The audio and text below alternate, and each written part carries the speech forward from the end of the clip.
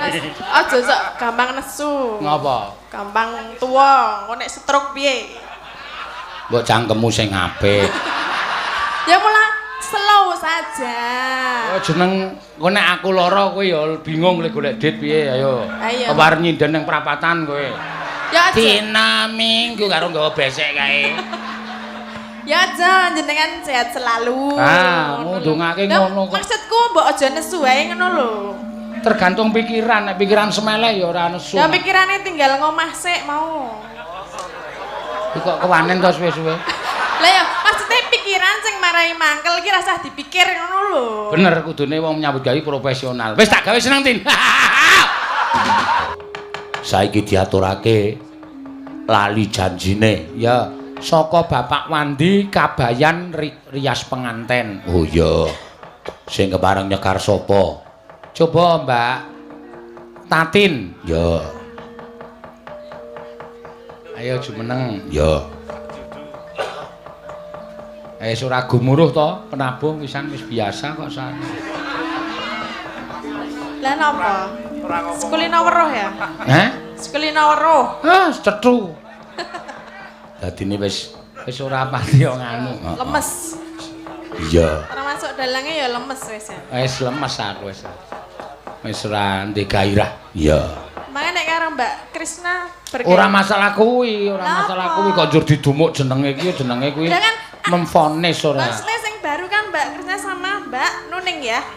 Iya, Mbak. Mbak Nuning iki malah persis kowe lho. Hah? Mirip Pak Suryane. Iya, Pak. Oh, nana tak matur lho kok kembarane Tatin kok. Duetke apa piye? Rasa kowe dhewe sik wae. Lah ngapa? Tenan aku ora ngapusi. Iya. Ben cetha ngono lho, njajal kembar tenan ora. Nek kuwi ora, nek kowe karo iki kuwi ora kembar ning kowe kembar. Karo? Cangkemmu jembar. Masa ini jembar lho. Jembar wae kok ya. Iya. Wis ora usah dadak merajuk-rajuk to, kowe senengane anggere dilokke masa semene jembar lho. Lah ya wong kaya ngene kok jembar Aku wis ora karo kata-katamu aku wis ora kegut. Aku tuh enggak bikin kamu kegut. Kegut ki basa Indonesiane apa? Lah mbuh apa? Oh. Lah kur neruske kok. Heeh. Yo, ora perkara Mbak Krisnaning yo. Kabeh iki nek ana pemandangan baru, suasana baru iki dadi ya. Iya, suasana baru yang datang sekarang Mbak Krisna gitu loh maksudnya. Nah, sesuk ganti meneh. Iya, silakan. Sesuk ki sing tak jak sinden Margo Laras ki papat. Sapa kuwi? Sing 5 anyar. Ngono dadi pengrawit ki sigrak-sigrak. Ha pengrawit ki nek sindene ajeg ming nglentruk wae. Nabuh karo mek ngene iki.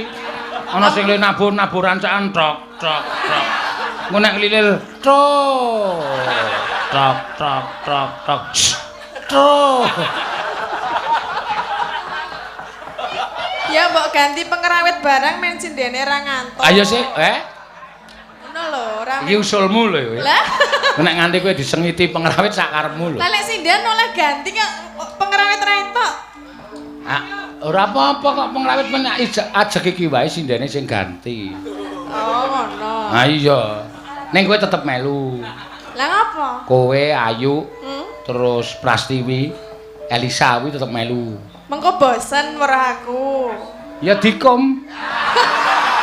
Dikom kaya bal bekel wae dikom. Bal apa? Bal bekel. Tak kira bal beto. Apa beto? Krunguku bal beto. Beto ya apa? Ya bekel kuwi mau. Iya. Ayo nembang lali janjine. Ya. Nggih. Ning arep dikaya ngapa ya sok ditakokke soalé nganggere aku teko ning ngendi papan ngono wis ana penggemar mara ngono kuwi Mbak Tatin nderek mboten. Iya, wonten. Mbak Elisa wonten, Mbak Ayu nggih wonten. Wonten. Iya. Ngono sing ditakok-takok iki ya, Mak. Lah iki sindenmu do pamit do nendi? Sing siji ujian. Ya, ujian kampus wis ora iso di apa jenenge iki ora iso dipenggak. Monggo iki mangsa ujian mau Pak sapa Pak Lurah mentel wis ora dadi lurah saiki no. Iya. Ya mamitke putrane Mak Cik Ening ya ora iso ndene mergo ya sibuk kuliah. Ya. Sing siji duwe lara tipes. Oh. Sing siji mbae wis apa mengkari apa jenenge kritis. Iya. Sing siji Sing siji ndi? Anake sakit. Anake lara. Wong tak omongi ngeyel kok nek kowe laris ki anakmu titipno panti asuhan. Men ora ngrepotke ngono lho. Kok nek takoni bapakne nang ndi mbokne nang ndi mati kabeh. Ngono wis beres kok. Ya ora tegel kok. Ora apa-apa sementara mbokne bapakne dipatekke sik ora apa-apa. Ning golek dhuwit engko nek wis dite akeh anake dijukuk ngono ngayah. Iya. Loh, bapaknya kok hidup lagi? Iya, ini emang hidup lagi. Sudah dices. Ngono. Iya, nembang. Nggih. Dina Minggu kang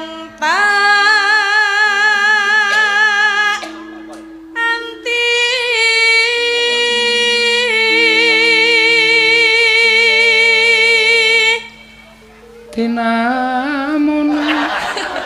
Gamelane rada piye, Pos? Wis bener urung ya suaraku? Apa? Pun bener. Ayo bener gamelane ro suaramu. Lah ngopo to kok? Gamelan anyar e padake. Ha iki gamelan iki nggo tuku lambemu entuk papat kok. Ora ket mau kok nesu ae iki ngopo ngono lho. Aku lagi ora kerangan ora kebeneran aku pakai lagi. Ora aja sok gampang nesu. Ngapa? Gampang tuwa, engko nek stroke piye? Mbok cangkemmu sing apik. Ya mula slow saja. Oh jeneng kowe nek aku lara kowe ya bingung golek dit piye ayo. Ayo. Kepar nyinden ning perapatan kowe. Ya aja. Dina Minggu karo nggawa besek kae. Ya aja jenengan sehat selalu. Ah, ngundungake ngono kok. Maksudku mbok aja nesu ae ngono lho. Tergantung pikiran, nek pikiran semeleh ya ora nesu. Ya pikirane tinggal ngomah sik mau. Iki kok kewanen to suwe-suwe. Lah ya maksudnya pikiran sing marai mangkel iki rasah dipikir ngono lho. Bener kudune wong nyambut gawe profesional. Wis tak gawe seneng Tin. Yo, wah apik tenan. Ayo Tin. Durung tau lho ana sinden cangkeme kaya ngono kowe. Ya wis lah sak karepmu, arep nesu ya luwih. Dina Minggu, ayo Mas nang pira loka. Ya. Tina muni Ngaya ngaya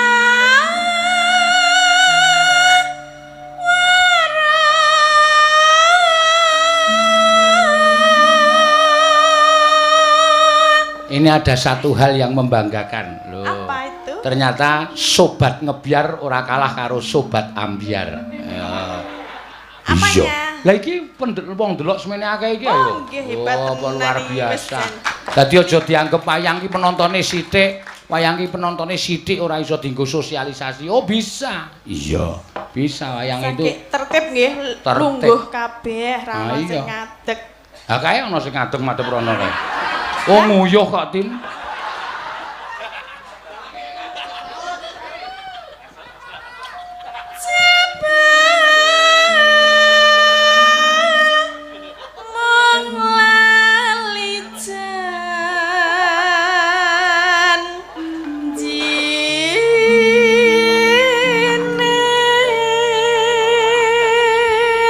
Malah ana sing wedan. Napa, Pak? Bocah kok mangan mbokne. Endi to, Wis Pak? jaman biyen ora ditokke. Mbok menawa do lali. Kok mangan mbokne piye ta? Oh, wong ngemiki kok. Oh, lah kok dalange ngematke kok kemiki bareng. Ayo nggo cegah lek. Pengen ya? Pengen. Kowe ora ngerti to, apa sejarahe kok penabuh biyen ki ora tau ngantuk. Napa Rogan? Ha kuwi mergane ana sambung rapete karo kuwi iki ora saru. Lah napa? Jaman bapakku biyen bapakku ya dalang. Iya. Nek nonton wayang ki sore ngene iki piyai kakung. Ciri khase ning Bantul lho no. Sore ngene iki piyai kakung kok nek jam 1:30 sing kakung kondur bojone karo anake digugah. Ayo buar ndelok golek apa ora. Terus do mangkat jam 3. Ibu-ibu. Jam 3 kae terus do tengok nang pinggir panggung ngene iki karo do mangku anake. Oh, iya toh. Kadang kala ana sing anake nangis wis tanpa pikir ringa-ringa langsung blesek ngono kuwi. Piyaga sing maune ngantuke dadi Saiki wis ra ono saiki. Heeh. Saiki angel. Yo dianakke neh yo.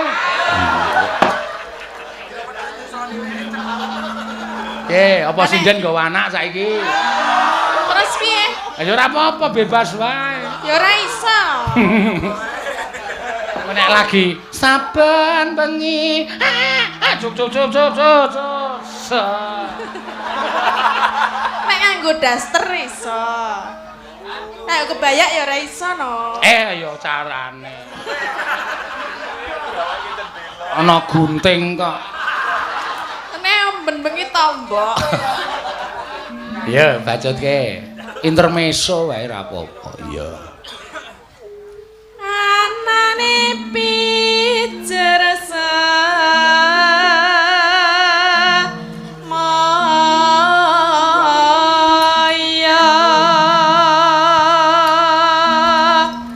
Pinter golek alasan. Alasan, pinter golek alasan. Pinter golek alasan. Ngandur angan dukur.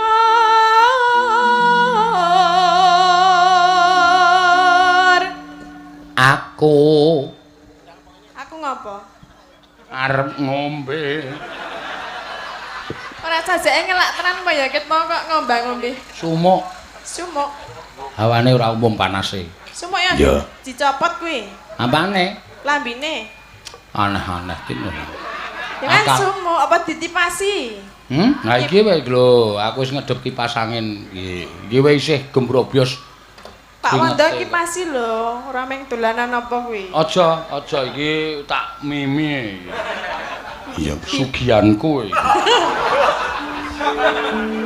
Mau wis arep munggah panggung wis nyedaki aku. Lan apa? Ini lapangane sing rada gawat sisih pojok kono. Terus jenengan kan apa? Terus aku muni lha piye lek wis tak jawab. Jawabane angel apa gampang? Gampang. Harus sing pinggir pojok kono kae wis jan njuk dite 1000 tak sebarane dhuwit. Nek ora duwe 50 gelem ora? Gelem. Abul demite iki. Demit kok njujuli. Ayo 50 gelem ora? Sereng tak golekke jujul ngono ayo. Demit kok nggawa sangu. Yo.